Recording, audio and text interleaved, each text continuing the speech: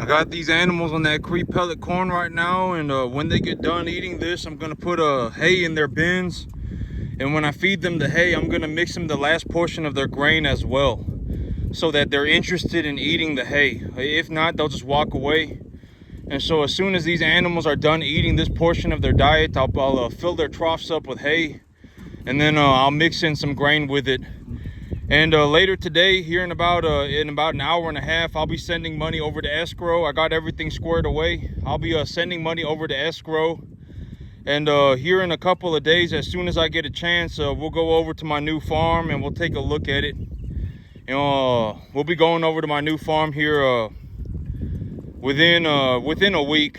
You know, I'm gonna get everything squared away today, and the option contract is in effect. And we can go take a look at my new farm. And tomorrow morning, I got the dried distiller grains coming in.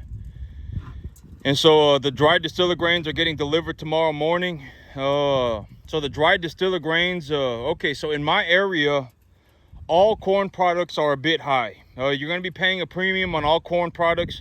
But I've always, you know, I've said this like 20,000 times that, you know, the $40 difference in the price of a commodity grain is not going to make or break my business at all. Like, I don't care about the $40 per ton, right? If I need to buy 10 tons of dry distiller grains a year, I'm not worried about the $400. I don't care about the $400, right?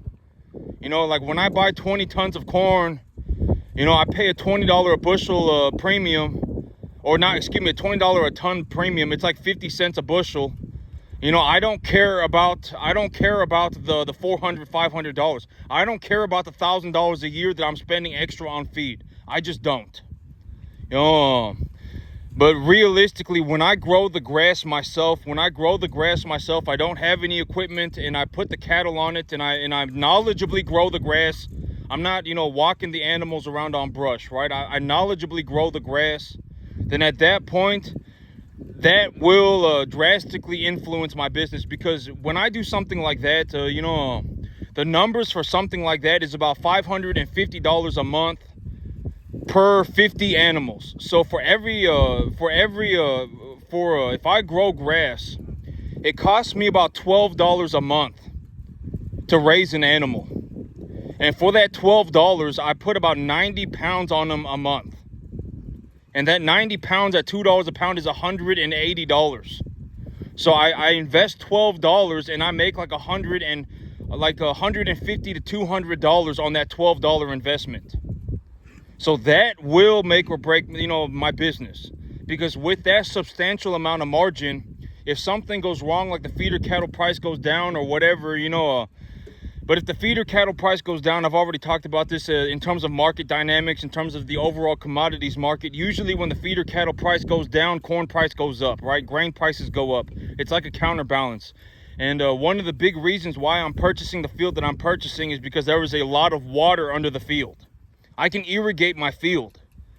And so it's like, you know, that reduces my, you know, that in itself is very important to me. If I can irrigate a field, it doesn't really matter if I'm having a dry month. I'll just put 1 or 2 inches of water on my field that month. I don't really care if it's dry, right?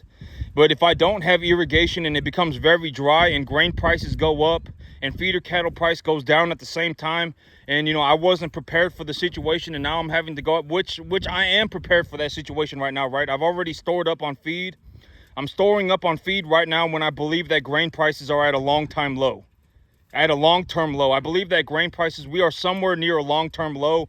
And so I'm storing up on grain and feed right now, right? So I'm prepared for that situation. But if I was not prepared for that situation, and a lot of people are not going to be prepared for that situation, I can almost guarantee it. I would be willing to bet that the moment that things start to get hard, everyone starts to quit again.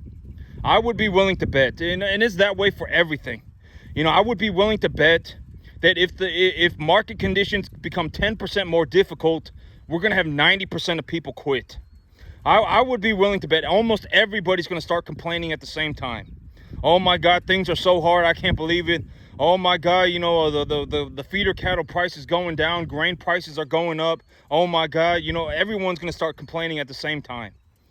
When it's like, you know, when things were good, you should have invested more. You know, when feed prices were low, you should have invested into more feed, and you should have stored that feed.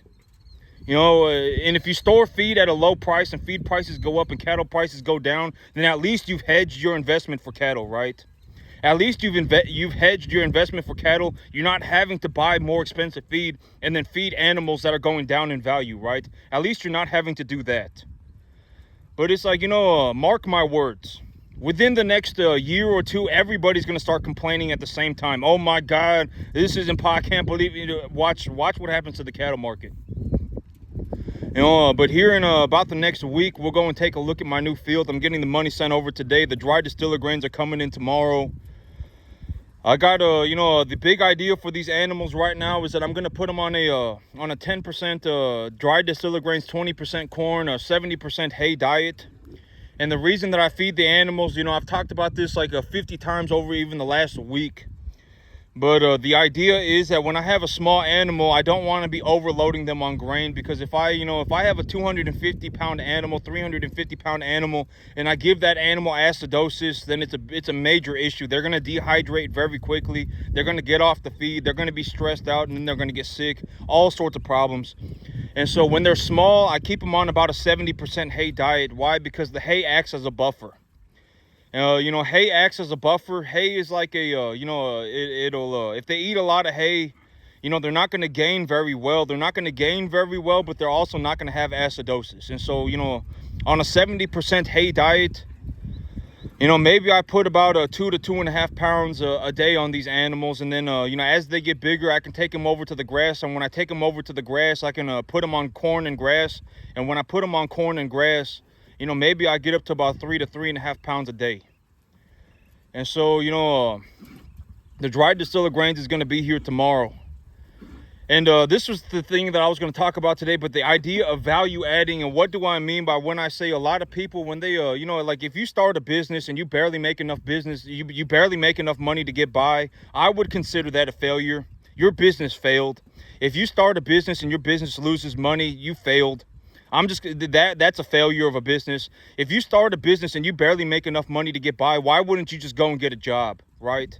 I mean, you could just go and get a job. You wouldn't have to worry about fiddle farting around with your business. Your business was a horrible idea to begin with. You should have closed it down you know, on the second day when you realized you were losing money, right? I mean, why would you run a business if it's not going to make you a drastic amount of money? I mean, you're better off just going and get a job. And this is what I mean.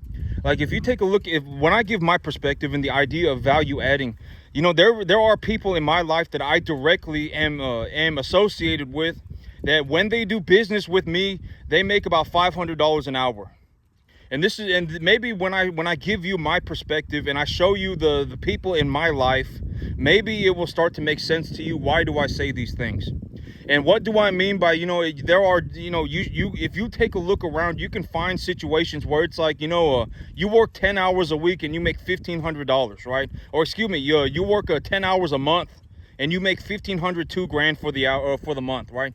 And this is a very good realistic situation. I mean, look at my situation right now, right? Look at what I'm doing. I'm looking, you know, I'm in a situation where I need to constantly buy more land and more cattle. You know, if you know my investment funnel, you know, you would know that anytime that I get money, I always run it through the investment funnel. Always. My investment funnel has not changed for like years, right? I mean, for like over a year, my investment funnel has not changed at all. If I'm given money, I buy cattle, I buy land, I buy equipment, and then if I have any money left over, I'll use it on whatever else it is that I want, right? My investment funnel is the investment funnel for a reason. And so it's like, if you take a look at me and you're like, you know, like me, okay, people like me, you got to understand that, you know, I would write a $50,000 check tomorrow like it was nothing. If you gave me a reason to write a $50,000 check, if you did something that was valuable for me and you said it's valued at about 50 grand and I saw it and I was like, this is a very reasonable deal, I would gladly write a $50,000 check. It's not a big deal, right? I mean, $50,000 is a minuscule amount of money. I could put together 50 grand in a week. Right? I mean, it's a very minuscule amount of money. What are you going to do with 50 grand? If I give you 50 grand tomorrow, I mean, most people, most people don't know how to grow money. At the end of the day, most people don't. If you gave me 50 grand tomorrow, I would turn that 50 grand into like $2 million within a year. Right? I mean, you know, But, this is a very realistic situation. Look at my real estate agent, and I've always talked about my real estate deals. How do I structure real estate deals? What am I looking for when it comes to a real estate deal? Essentially, at the end of the day, what I'm looking for is a motivated seller. I'm looking for someone who is ready to negotiate. I'm not looking to gouge their eyes out, right? I'm not looking to, I'm not looking to bleed them dry. I'm looking for a motivated seller. Somebody that if I got into contact with today and we sat down at a table and we talked about it for 30 minutes, we can structure a deal and we can just shake hands and walk away, right? That's what I'm looking for. I'm not looking for somebody who's fiddle farting around. Oh, I think I want to sell my property, but I'm not really sure. Oh, well, maybe I'll do a 2%, and then I'm not looking for that. I'm looking for somebody. It's like, if we sat down at a table right now, we can negotiate a deal within a half an hour. We can both get something out of it, and we can shake hands and walk away. That's what I'm looking for, is a motivated seller. And let's say, take a look at my real estate agent right now, right? Take a look at the agent that is structuring my deal for my property right now. I told her how I wanted the deal structured. We got the deal structured. I'm sending the money today. I got a 6-month option contract, and during that 6-month option contract, I'm gonna go and get financing for the deal. Everything's squared away, right? Everything is squared away. She worked, what, 1 hour a day for 5 days? She worked 5 hours and she made, what, $7,000-8,000? Right? I mean, she worked 5 hours, and she maybe worked 5 to 10 hours, right? I mean, she averaged something like $500 to $1,000 an hour. But that's what I mean by value adding. Go and find somebody. If you happen to find somebody, and this is what I mean by you should be able to evaluate money. When you look at somebody, you should be able to understand how much money are they generating. Right? Once you understand this idea, you can, I'm not saying me, you don't have to look at me and go, oh my God, this guy's generating $5 million a year. This guy's generating over $1 million a year. You don't need to do that, right? I mean, it can be anywhere. I mean, you can go, and if you find a guy building $10 million worth of houses a year, and this is what I've talked about, right? This is what I talked about yesterday. If you find a guy who's building $10 million worth of houses a year, then go and offer to be their painter. Go and offer to be their electrician, right? Go and offer to be whatever, right? I mean, whatever, right? Go and offer to be of value to that person. Don't show up to a guy who's building $10 million worth of houses and then grab onto him and ask him to save you. He's not going to save you. I mean, he's working on $10 million worth of stuff. He's not going to drop everything that he's doing to save you. He's not. You can't be saved to begin with. Right? I mean, the chances of you turning on a dime tomorrow are almost 0%. By the time you become a tard, it's too late. Almost always. If you turned on a dime tomorrow, it would be a miracle, right?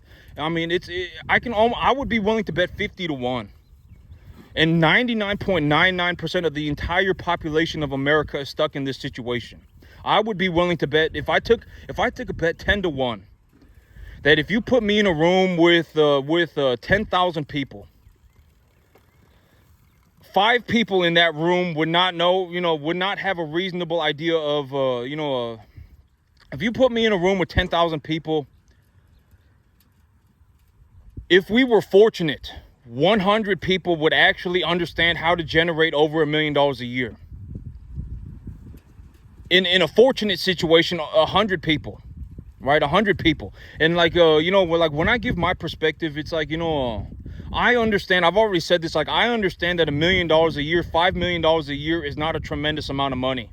I understand that, right? Like, it's not a tremendous amount of money on the global scale of things. Right now I do about $1 million a year, right? I generate about $1 million a year, maybe in equity, and maybe I do about a 12-14% return on that capital. If you give me $1 million, I will generate about $140,000 a year off that million. Right? And it's like, and if I generate $140,000 a year off that million, and the bank wants, whatever, the bank wants, but the thing about me is that the reason that, okay, so me, and let's say the bank wants, like right now, the bank wants $2,500 a month. So the bank wants 30 grand.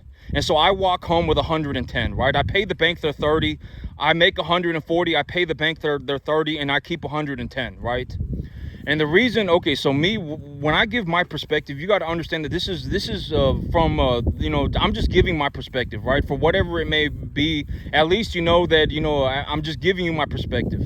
The reason why I generate so much money is because I am capable of starting a business. That's the ultimate reason. That's the big reason why. You could put me on a field anywhere, right? I mean, you could put me on a field in the middle of Mississippi. You could put me on a field in the middle of Texas. You could put me on a field in the middle of Nebraska. You could put me on a field in the middle of Florida. You could put me on a field in the middle of Kansas. It does not matter where I go. I will, if you put me on a field, and I will start farming that field. Balls to the wall. I will start generating hundreds of thousands of dollars very rapidly. I will start the LLC. I'll go and leverage for the assets. I'll go and bring home the proper assets. I'll take a look at the local market conditions. All these things that I'm suggesting that I'm not suggesting anybody do anything. I'm saying that this is what I do. Like, I look at a map and I say, okay, well, if I look at a water well map, within a 10-mile radius of this property, there are 5 water wells drilled. I can take a look at this water well map. And when I take a look at a 10-mile radius of this property, there's 5 water wells drilled, and they're all drilled between 26 and 41 feet, right? They're all drilled between 26 and 41 feet. So the water is very close to the surface of the soil. The soil pH is at a 7.0. The soil crop classification is a 2E minus, right? I mean, I can take a look at information, and then I can go on Google and then go, oh, well, the average temperature in September is this. The average temperature in December is this. The average, temperature in February is this. The average rainfall per year is this. And I can take a look at the information and determine what am I going to do with this field, right? Oh, well, if the conditions are like this and I can irrigate the field, if there's an average of 3 inches of rain a month on the field, a month, a year, then I can irrigate the field with 1 inch of water a month. And if I do that and I get 4 inches of rain or 4 inches of water a month, and the average temperature is between 75, 80 and 55, 60 in the afternoon, or 55, 60 in the evening and 75, 80 in the afternoon, then I can grow winter wheat at practically, maximum biomass accumulation, right? I can look at information and I can do all this stuff. It does not matter where you put me. I could be in the middle of Nebraska. I could be in the middle of Montana. I could be in the middle of Arkansas. I can be in the middle of Texas. I can go to Florida. It does not matter where you put me. I will legitimately start farming within 2 seconds of being on that field. And that is what makes me that's what makes me generate so much money. Like, if you want to know, like me, it does not matter where you put me. I will start generating money. I will legitimately start printing money. That's the big reason why I make so much money. Like, if you put me on a field, on a 50-acre field, and you put 100 people on a 50-acre field, I can almost guarantee that I'm going to do the best. By a long shot. It won't even be close. And that is why I make so much money. Most people, they can't even make 10% of the money that I do. I make about $70,000, $60,000 a year on this 10-acre field. Most people can't even make $5,000, $6,000. You got to consider that. I mean, most people can't even make $6,000, $7,000 a year on a 10-acre field. If they could, they would, right? And so it's like, the big advantage with me is that no matter where I go, I know how to farm. That's my big advantage. I can show up on a field anywhere and start farming and make a ballistic amount of money very rapidly.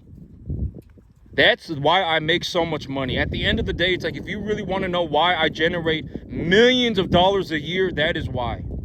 Because it does not matter where I go. I can show up on a field, take a look at it, take a look at the whatever it is that I need to look at, and then within 2 minutes, I will have a plan put together, and I will start farming that field. Oh, I'm going to spray this field with 2,4-D because the average temperature in July is 98 and the average temperature in August is 100. And so I can't plant anything anyway. The average rainfall per these months are 1 inch to 2 inches a month.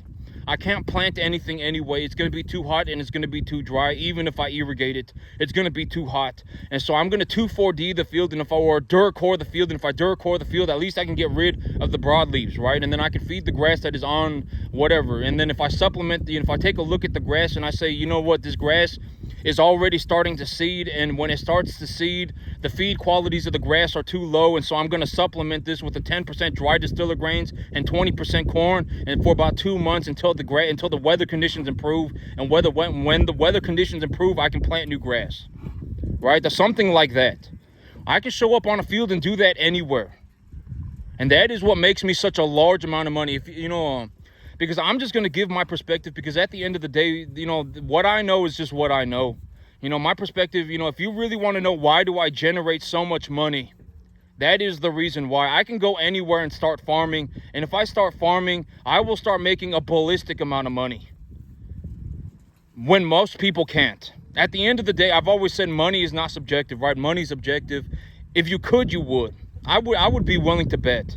And the reason you don't is because you can't. Be honest with yourself. You can't do it.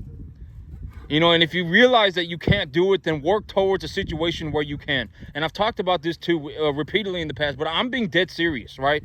Like when you listen to me talk and I say, you know, if you actually have the capacity to do something, like you're actually a good farmer, like you're actually a good cattleman, you could run 2,000 cattle on your own, then come and find me, right? Like I'm being dead serious. You know, if you can actually run 2,000 cattle on your own, if you can actually grow a world-class crop of hay, if you can actually, you know, find real estate properties, whatever it may be, come and find me. Offer me the deal and I will value add in return, right? I'm not going to say, oh, you only worked 5 hours. Oh, you only worked 7 hours. I'm not going to pay you 10 grand. I'm not going to do that. Like my real estate agent right now, she worked maybe 5-7 hours. Probably made about, you know, about $7,000, right? I'm not going to be like, oh my God, you know, you're making I've always said, don't reach into another person's pocket to enrich yourself. It's not good spiritually with money. Like, you know, in terms of you spiritually understanding money, and I'm not saying that money, you know, I'm not saying that, you know, money's the most, I'm just saying, you know, in terms of the spiritual aspects of money, you know, I'm not saying that, you know, money's a religion. I'm just saying that if you deep down as a human being or reaching into another person's pocket to enrich yourself, you're a tard, right? I mean, you should be kicked into a moat tomorrow. Don't be doing that. I mean, you know, why would you do that? I mean, you know, and this is a very good example. You know, my real estate agent probably worked about 7 hours and made about 7 grand. You know, she made about $1,000 an hour. She does that twice a year and there's her 15 grand, right? And it's like, you know, you need to find something like that. Go and be a value add. You know, go and be a value add. If you can add value to a deal, then offer that value. Like if you showed up to me tomorrow, and I'm being dead serious. If you showed up to me tomorrow and you said, you know, there's a 200-acre field over here that's a you know, that I think is I think that it's you know, it's selling for a decent, you know, it's selling for like a 700 grand. You know, it's a 200-acre field and it's selling for like a whatever 750 grand, and it's been on the market you know, it's been on the market for 485 days, and you know, it's in a good area. You know, I ran a comp on it, and the field comp came in at about $1 million, but they're selling it for 20% under market value. And you take a look, and let's say you're a real estate person, and you know, I've always said, if you want to know something, ask a specialist, right? If you really want to know fine details, then ask a specialist. And let's say you're in real estate and you run a comp on a piece of property, and you say, you know, I found this property that's been on the market for like 485 days. The comp is coming in at about $1 million, but they're selling it for 800 grand. You know, I think that, you know, these people are probably motivated to sell this property. They come and offer me the property, right? Hey, you know, and then, you know, hey, I found this property, and it's, you know, and you know, I have reason to believe that it is, you know, it is a motivated seller. So I'm offering the property to you for you to take a look at it, because I know that you buy a large amount of land, right? I know that you buy, you buy like $1 million worth of real estate a year. I know you do, right? And so take a look at this property. Maybe this is the property that we can make a deal with, right? You know, what do you know? And then show me the property. And then if you show me, and let's say it took you 2 hours to find this property. Let's just say you were fiddle farting around and you happened to find this property. It didn't even take you much time. And now it's like when you sell the property, you're going to make like 25 grand on it, right?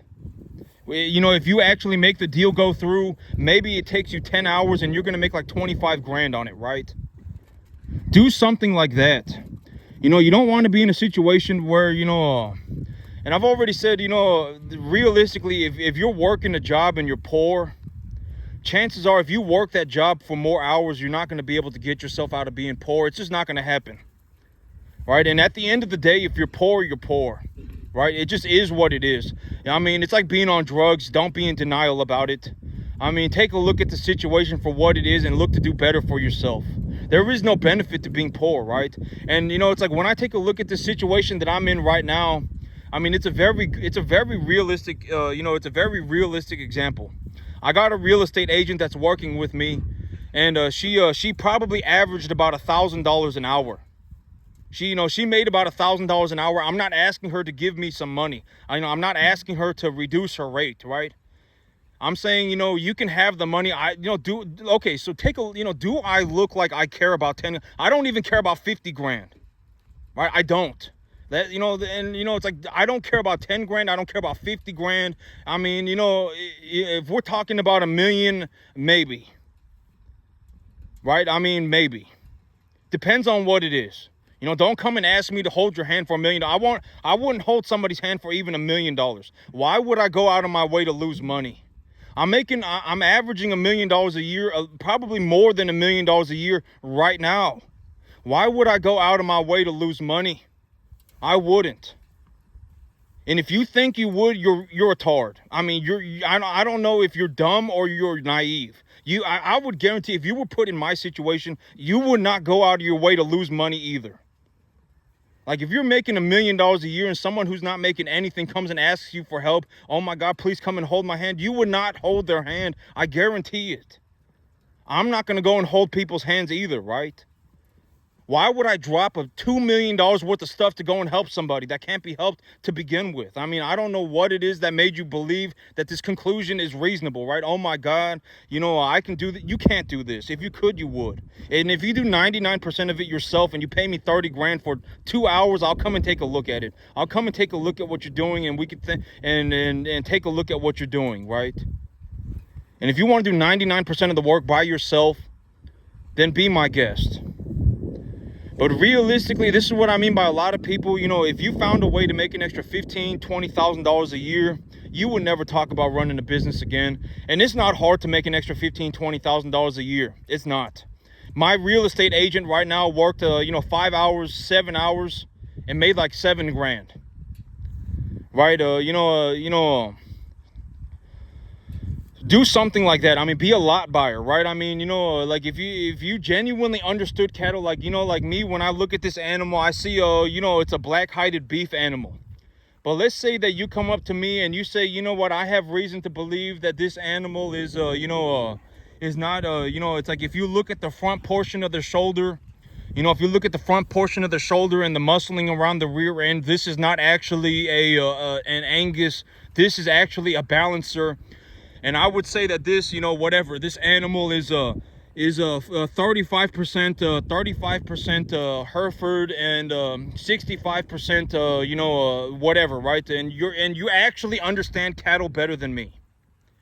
And if you're in that situation, then you should be able to, and when you communicate with me, I would know, right? I mean, I would know. At the end of the day, I'm not the best cattle identification man. But I know how to identify cattle to a certain degree, right? And so it's like if you actually understood something better than me, and you offer that as a value add, right? I mean, it's like if you could prove to me that you have the capacity to identify cattle better than me, then it's not hard. I would gladly pay. You could work 10 hours a month, 15 hours a month, and make $2,000 for that 10 hours of work. I'm dead serious. I would gladly pay. I don't care about 2 grand. I don't. Like if I can find somebody who actually knows the cattle market better than me, and you understand how to price cattle better than me, you can identify cattle better than me, then I would gladly pay you, and then if I end up running more cattle, I'll just tell you to bring me more cattle, right? You can make more money. You can grow with the business, right? I mean, it's not hard. Making an extra few $1,000s a month is not hard. It's not. Don't turn life into a life or death battle over mediocrity. It's like no matter what, your life is going to be mediocre. Don't end up in that situation, right? Maybe if I go and get a real estate license and learn how to structure deals, even if I don't know how to structure deals, if I just take a look at the real estate market and I find a property that I believe could be of value to this man, then I'm going to go and just offer it to him, right? It takes 2 hours. It takes 2 hours. You call the agent, see what's going on with the owner, and then you just offer me the deal. You can make your we can make whatever, your 15, 25, 35 grand on it. It took you 5 hours. You did one deal a year and you made 25 grand on it, right? It's not hard. It's not hard. And so, but realistically, but most people, if they found a way to make an extra, $25,000 a year, you would never see them again. They wouldn't talk about starting a business. They wouldn't talk about, oh my God, they would vanish off into the sunset. You would never see them again until they ran out of money. They wouldn't be sitting there talking about they want to start a business. They wouldn't. I would be willing to bet 50 to 1. And it's not hard to make an extra $20,000, $30,000 a year, right? It's not. If you find somebody, or, if you happen to walk out into the world and actually find somebody who is generating, $5, $10 million a year, be of value to that person, value add to that person, right? And this is what I mean, but I do the same thing with people. And I've talked about this repeatedly in the past, but like if you're in a situation, and this is what I've been talking about the whole video, right? Like if you can actually identify cattle better than me, and you understand how to price cattle better than me, and you offer that to me as a service, I'm not going to charge you per hour. I'm going to charge you for value. I'm going to give you money I'm going to value add your business. Because before I came into your business, you did not have somebody that was going to buy this massive number of cattle, right? Therefore, you did not have money. But now that we are doing business together, I'm not going to be like, oh, well, I want you to reduce your rate. Oh, well, I'll pay you your whatever, your $200, $300, $400 an hour. I don't care. Right? You work 10 hours a week and you work 10 hours a month and you make $2 grand. I'm not going to be like, oh, let's reduce that to 1,500. I don't care about the $2 grand. I don't, right? I just don't. If you can identify cattle better than me, if you can price cattle better than me, then prove it to me. Show it to me. We should be able to sit here and talk about cattle, and you should come off as a knowledgeable individual, right? Because at the end of the day, I may not know the most, but I do know a good bit. And so it's like, and it's the same thing. It's like if you can run 2,000 cattle by yourself, if you can run 2,000 cattle by yourself, then come and show it to me. Come and prove it to me, right? Prove it to me. Prove it. And if you prove it to me, then then we can do business together. We can make a lot of money together. I'm not going to reach into your pocket to enrich myself, right? I'll take a 10% cut. I'll deal with the real estate. I'll go and find us a real estate. I'll go and find us commodities. I'll buy us whatever it may be. And then you just worry about running the cattle. And when you run the cattle, maybe, now that I'm investing in the commodities and I'm growing the grass and I'm growing, and I'm, finding the real estate, that drastically increases your output as well. Now that you can just focus on running cattle, you can make more money yourself, right? And it's like a value add. I'm not paying you for your time. You're not paying me for my time. We're paying each other because of the value that we add to each other's business. And I would gladly take that deal. I'm being dead serious. If you can actually run 2,000 cattle a year by yourself, if you can actually do that, then come and find me. We can make a deal and we can make a lot of money together, right? I already average over $1 million a year. If you offered me something like that and I realistically was like, dang, if I do business with this person, we could genuinely be generating like $25 million a year, then I would take the deal, right? It's like if I genuinely saw a person like that, and it's like, and if you saw me, you would understand that as well, right? It's like, man, if we work together, we can generate like $25 million over the next year, right? You walk away with 25 million, and I walk away with 25 million as well. We could work on something like that. I can run the numbers, make sure the numbers work. I can go and find us a piece of property. I can find our commodities. I can grow the grass. You give me a 10% cut on the amount of on the cattle, right? You can put them on the grass, whatever our business conditions are, we can figure it out, right? And then you run the 2,000 cattle, I'll run my 500 cattle, and I'll grow the grass, and I'll have the real estate, or whatever it may be. We can come up with the business conditions together, right? And it's like, if you're in that situation where you can actually do something, you're not just an I fell out of heaven a 7. If you walk up to me and you legitimately say I fell out of heaven a one way or another, you say I fell out of heaven a 7 and my life is a mystical magical journey, I will kick you into a moat. I'm not playing. Don't do that. Don't walk up to me and go, oh my God, I fell out of heaven a 7. My life is a mystical magical journey. Don't do that. Offer me value. Hey, I can run 2,000 cattle. Hey, I can identify cattle better than you. I can price cattle better than you. Well, then prove it to me. You're not going to hurt my feelings. I would be very interested. I would be very happy that I met you. I'm not going to be upset that you're very good at running cattle. I'm not going to be very upset that you're very good at, that you're good at identifying cattle. I'm not going to be upset about that stuff. Why would I be upset? This is an opportunity for us to make a lot of money.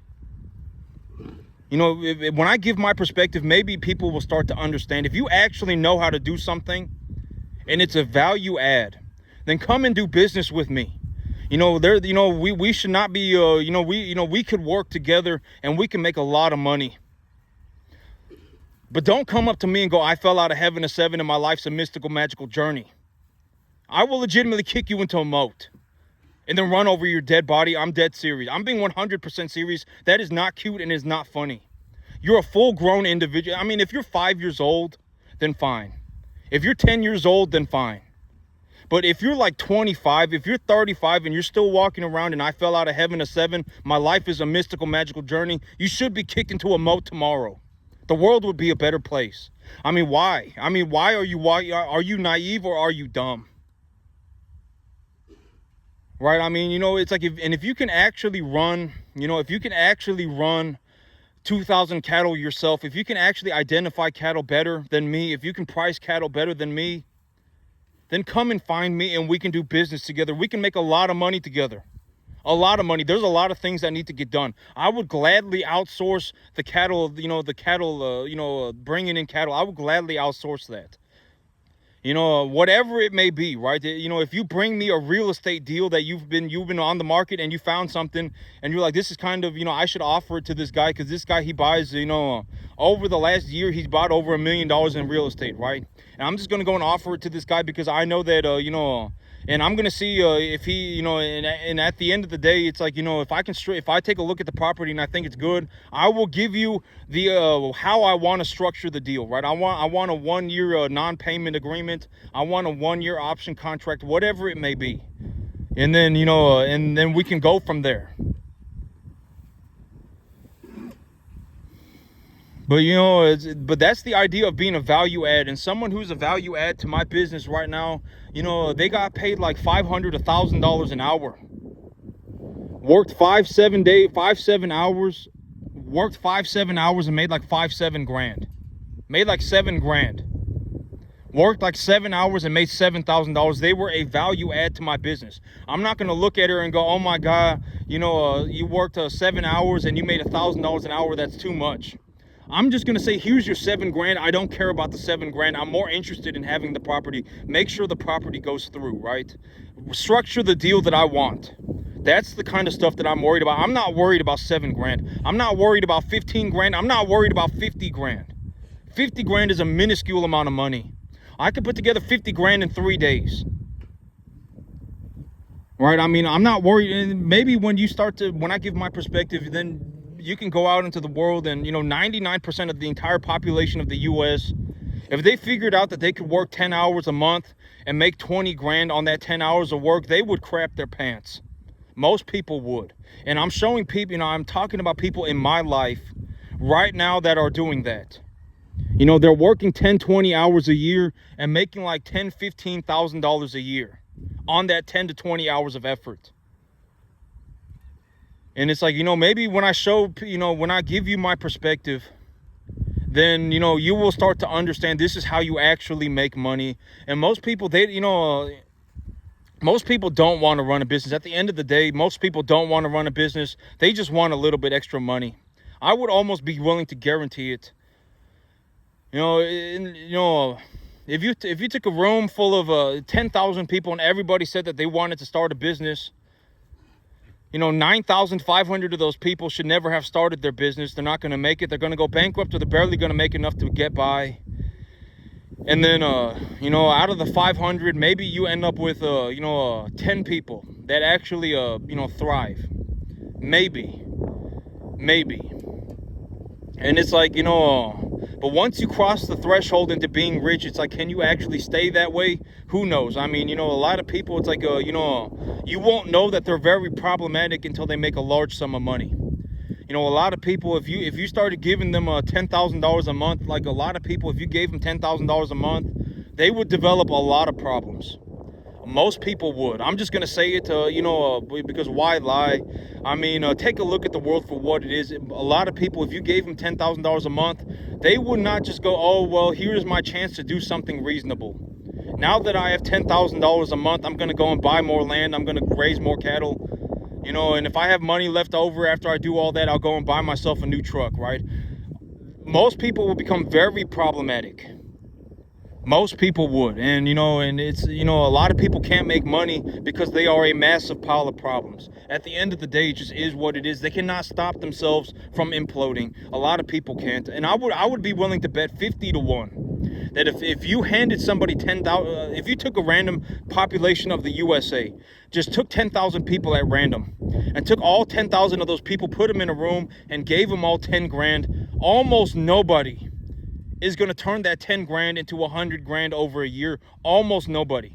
And if you take a look at my situation, it's like, you know, I'm investing, I invest about, you know, what's my numbers right now? What's 28 plus 24? That's 52,000, right? I invest 52,000. And when I invest that 52,000, I turn it into about 200 grand a year. You know, I invest about I about 400% return on my capital a year. I invest about 52 grand a year and I make about 200 grand. Oh wait, that's not right. I'm okay, but the thing is, I make 200 grand, but then I realistically only come home with about 60 or 70. Because the other 80 grand or so is an expense for my business. You know, I need to buy you know, buy fertilizer, buy antibiotics, buy cattle feed, etc., etc. And so, you know, I turn 50 into 200, and then realistically I come home with about 60 or 70. Because the other 80,000 or so is just expenses. I mean, problems that happen. Maybe I had animals die, you know, antibiotics, cattle feed, you know, etc., etc., a tractor, etc., etc., right? And so, but almost nobody, you know, it's like, you know, but I'm just gonna be honest. Like, if I was given $1,000 a month, I could turn that into 100 grand, probably. For $1,000 a month, I could probably turn that into about 100 grand in about 2 years, just under 2 years. You know, if I had $1,000 a month, and that was what I had to invest, I could turn that into about $100,000 under 2 years. You know, and I would be willing to take a bet on that. If anyone wants to take up a bet on that, I would be willing to do it. You know, but you know, I'm not gonna go out of my way to lose money, right? Like, you know, as of right now, you know, I'm on track to do about you know, I'm on track to do about 25,000 a month. Within the next year, I'll be doing about 25,000 a month. You know, once I get my, you know, I'm gonna go and get my new field squared away today, and once I get that new field squared away, I gotta get some new cattle squared away. I gotta go and talk to the banker. But once I get everything squared away, I'll be doing about 35,000 a month. And I'm not gonna go out of my way to make $10,000 a month, right? I'm not gonna go and lose money on purpose. I mean, I'm just gonna focus on making my 35 grand. And it's like, you know, but that's the thing. It's like, you know, the 52,000, you know, I've always said, you know, I've already said this 20,000 times. This is the last thing I'll talk about, and then I'll call it a day. But the big idea for my business right now is not to leverage myself to the eyeballs for new assets, right? I've already talked about, if your big idea for starting a business is to throw money at something until it works, it's not going to work ever. If that is your big idea, oh my God, if I just threw $10 million at this thing, it would work. It's not going to work. Realistically, if you can't double a small amount of money, you can't double a large amount of money. That's more realistically of what we need to talk about when it comes to money. If you gave me $1,000 a month, I could turn that into about 100 grand within 2 years just running cattle. And I would be willing to bet on that. And but you know, it's like you know, here within the next within the next 6 months, I would say that, okay, because here's the thing, you know, it's like, okay, if we take my last cattle check and use that as an example, you know, I came home with 4 animals, and I came home with $4,000 cash as well, right? I sold 4 animals, I brought home 4 animals, and I also brought home 4,000 cash. I had an animal die, you know, etc., etc., a lot of these things, and realistically, maybe about $2,500, out of that 4,000 was actual profit, right? Because I gotta go and buy a new animal. I've been putting my animals on grain pellets, etc., etc., etc. So realistically, I made about $2,500. That $2,500, I don't, you know, 2,500, okay, 5,000, let's just say $5,000 a month. $5,000 a month is not going to make or break my life. And if I hold on to that $5,000, I have to pay about, you know, after Social Security tax and income tax, if I just hold on to that money, I'm going to have to pay the government like $2,000 out of that $5,000. I'm going to have to give the government like just over 30% of the money. So I don't, you know, either way, I'm going to lose the money. Social Security tax and income tax is like 35%, right? And so, you know, if I hold on to that $5,000, I'm going to lose 2,000 of it every single. I'm going to lose $24,000 a year, no matter what. But if I take that money and I purchase new cattle with it, if I leverage, well, my big idea is to leverage for the cattle. I'm going to go and take a loan to purchase new cattle, and then I'm going to float the debt service with the money that I make, because if I do that, I can save myself from paying income tax. And I've already given you my big ideology on income tax. And if you ask a rich person about income tax, we're all going to say more or less the same thing. It's like, you know, it's like you have to understand that my money is being stored in the equity value of my assets. The reason I have so much money is because I can start a business. Essentially, you know, that's the big reason why I make so much money. If you really want to know why I generate such a massive amount of money, it is because I know how to start a business. You can put me on a field in the middle of nowhere, anywhere, and I will legitimately be able to start a business by myself. Right? I will be able to start a profitable business very, very rapidly. That is why I make so much money. So when you're asking someone like me to pay income tax, what you're asking me to do is chop a portion of my business out of my life. That's what you're asking me to do. And when poor people collectively get together and tell rich people that they need to pay income tax, here's a very realistic situation. Let's say you got a very rich person and they made a massive amount of money, right? They made $10 million a year, right? You find somebody and you're like, oh my God, this guy making $10 million a year, right? And you find this person, and then you find out that they paid a tenth of their money they gave to charitable organizations, right? They donated 10% of their money. They donated $1 million a year. Well, let's say you ask that person to pay income tax, right? And let's say that the reason that they made this money is because they donated 10% of their money, and they also they're also operating some research institution that is producing medications for children. That's why they made money, right? They got some medical institution, and they're producing medications for children. And so you have this person who's making $10 million a year, and the reason they're making $10 million a year is because they're producing medication, life-saving medication for children. They're doing research and producing medication for children, and they're also donating 10% of their money every year. So you ask this person, you say, oh my God, you need to pay income tax. So they're going to have to sell 40% of their research institution. They're going to have to shut down 40% of their research institution and stop donating money so that they can pay income tax. Does that sound like a good idea? It's a horrible idea. And this is what I'm trying to tell people. Like, it's the same thing for me. The reason that I get paid is because I feed people. If I were to pay 40% income tax, if I were to pay 35% of my tax, or if I were to pay 35% of my income in tax, I would have to get rid of 35% of my cattle. Does that sound like a good idea?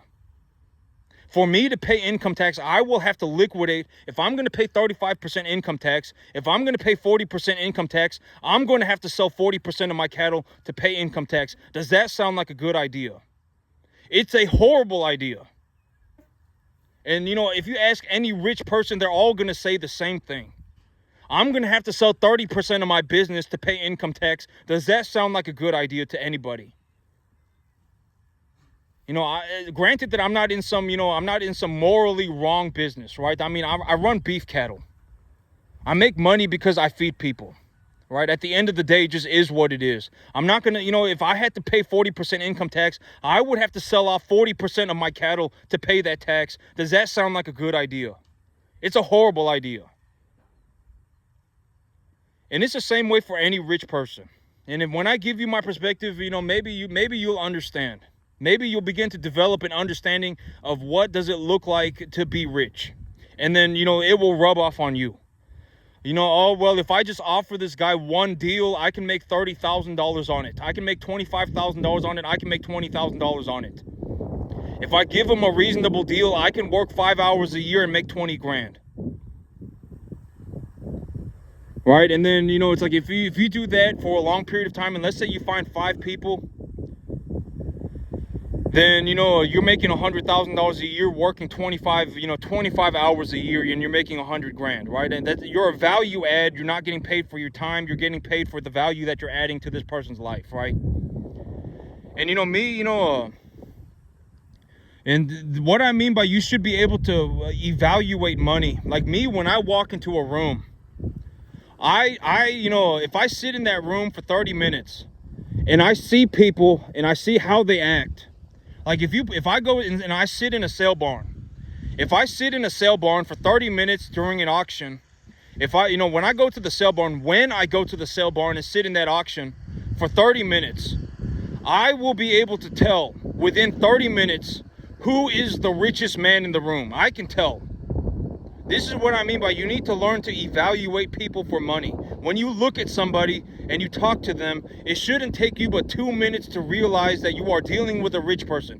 Once you start to understand money, it is very easy to tell when once you start to understand money, it's very, and a realistic example of this is me.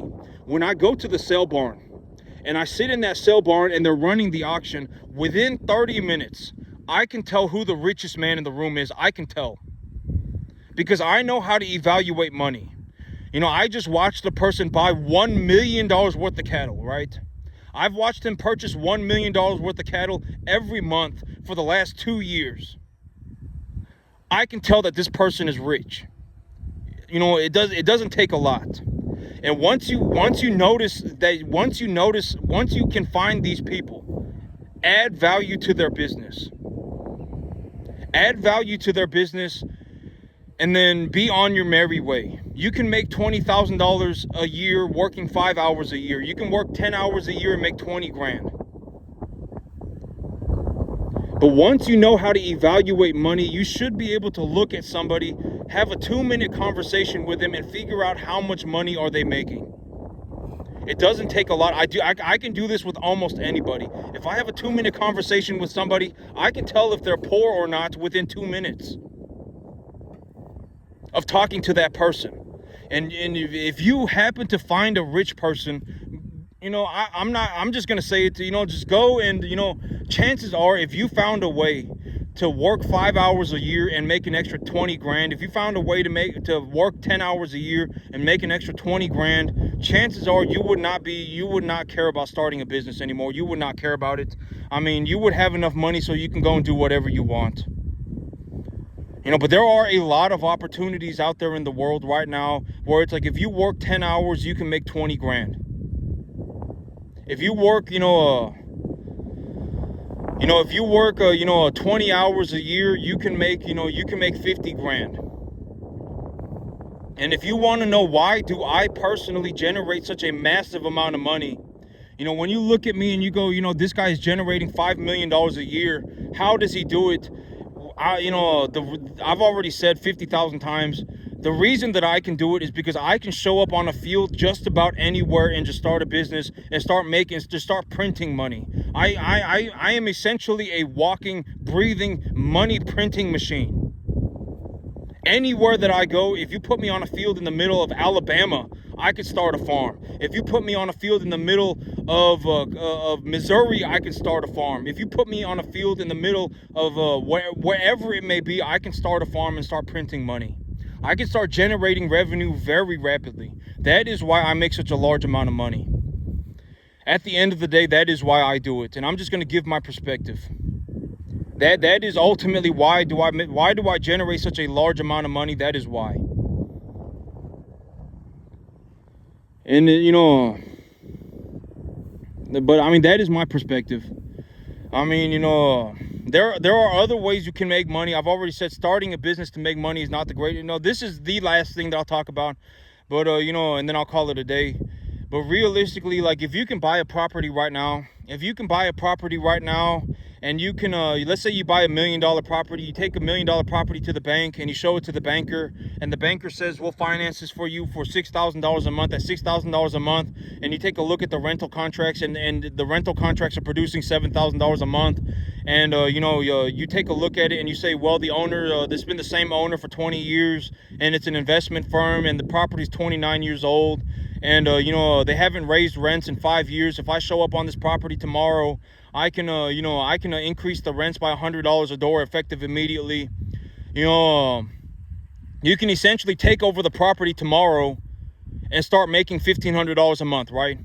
And you talk to the owner and you say, give me better terms. And if they don't want to give you better terms, you ask for a 1-year non-payment agreement. And if they don't want to give you a 1-year non-payment agreement or a 1-year option contract, then you say, well, give me a 20% discount on the property, on the property. And they give you one or the other, or they give you half of each. Then you call it a day, and you go and you make your $1,500 a month. And starting tomorrow, you can make your $1,500 a month. And if you lowball yourself, you can still at least float your debt service with the money that is being produced by the property, and at least you're still generating equity on that property, right? And in 20 years, and the example that I used is in 20 years, that $1 million building might genuinely be worth $1.5 million. I don't think people understand that there is a very real possibility that today you might be paying, and I used a cheeseburger as an example. You might be paying $12 for a cheeseburger right now, but in 20 years, you might be paying $20. You might be paying $15 for that same cheeseburger. You might go to McDonald's right now and buy a Big Mac meal for $12, and in 20 years you might be paying $15, $20 for that same hamburger. There's a very realistic possibility of that happening. If you buy a property for $1 million right now, it might be worth $1.5 million in 20 years. It might honestly be.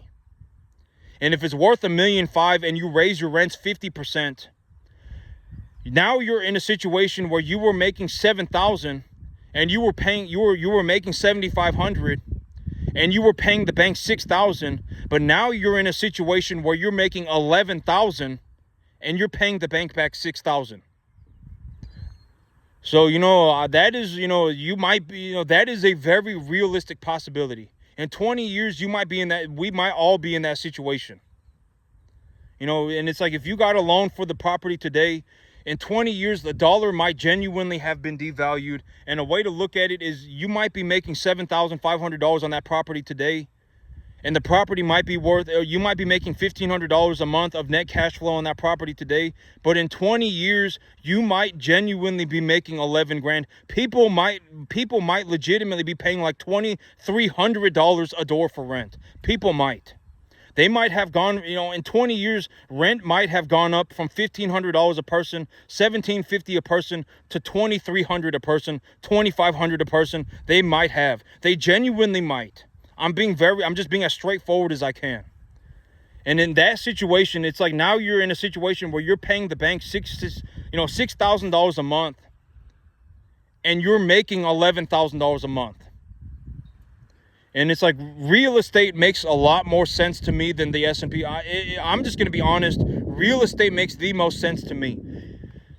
I'm probably always going to be more or less a real estate investor. I'm going to be looking into real estate all the time, and this is what I mean by, if you're 30 right now and you buy a property, let's say you jump on a deal like a bloodthirsty dog, right? I mean, you are just a bloodthirsty, just bloodhound, right? And you jump on a deal and you find something.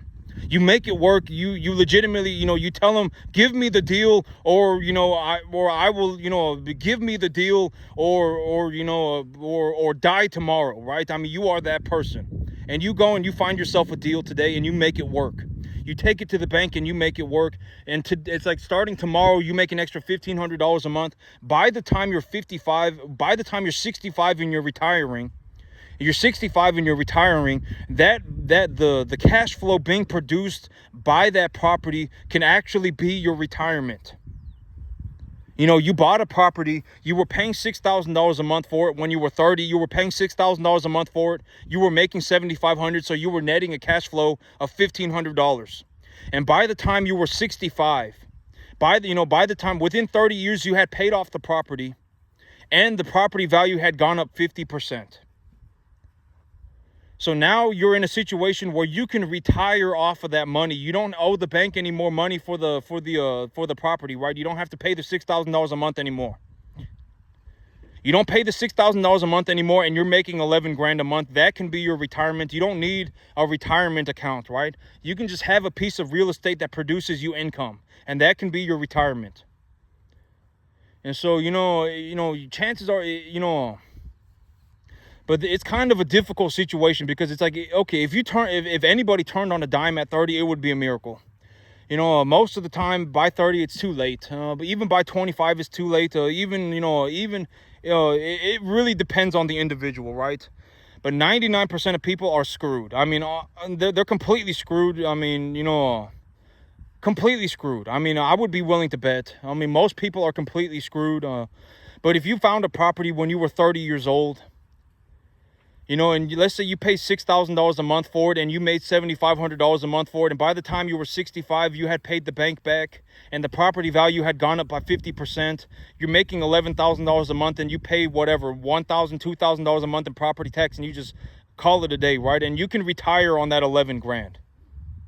That is realistically what I would see. Like if I was going to make a retirement plan, but my retirement plan is farming, right? I'm going to farm until the day that I die. Why would I give up farming? I make such a drastic amount of money on farming. But that is one way that real estate could be your retirement plan. If you buy a piece of property today, you make it cash flow positive, and then in 20 years, property valuations have gone up by 50%. Your property has gone up by 50%. Rent has gone up by 50%. And you've paid the bank back, and now you can just keep the money, and that could be your retirement, right? I mean, there's a lot of ways to make money. There's a lot of ways to lose money. I mean, but that's it for me today, YouTube. Y'all have a good one.